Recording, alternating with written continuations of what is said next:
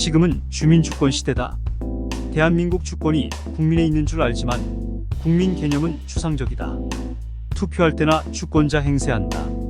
삶의 주체로서 주민은 생활 세계에서 자신 문제를 스스로 인식하고 제기해서 문제를 해결하기 위해 노력하는 주체로서 주민이 강조되어야 한다. 대의민주주의는 민주성의 결함을 보이고 있다. 개별 국민인 주민은 말할 수 있는 권리의 주체로서 의사소통을 통해 의견을 결집하고 그 의견을 현실화하려는 주체이다. 행정에서 주민 참여를 보장하려는 노력을 통해 협력적 거버넌스를 구현하려고 하지만 이 또한 흡족하게 만족할 만한 수준에는 달하지 못하였다.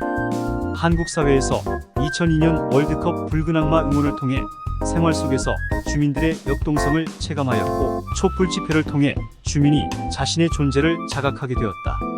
시장 권력은 자본이 만들고 국가 권력은 대의제와 관료제를 통해 만들어진다고 한다.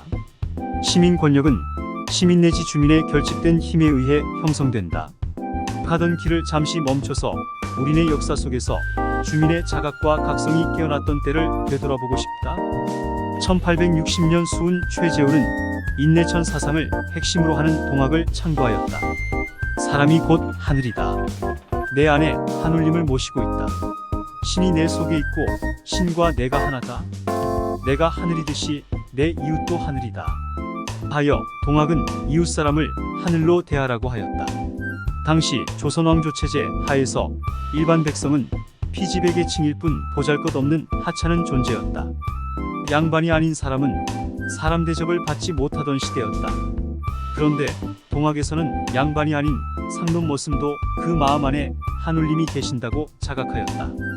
동학은 우리네 역사에서 처음으로 백성을 자율성을 지닌 존엄한 존재로 인정하였다. 조선 백성은 의사결정권이나 사회적 발언권이 없는 존재였다. 그러나 사람이 자기가 주체라는 것을 깨닫게 되면, 즉 자신의 마음속에 하나님이 계신다는 것을 깨닫는 순간 국가 문제가 곧 자신 문제라는 인식으로 연결되었다.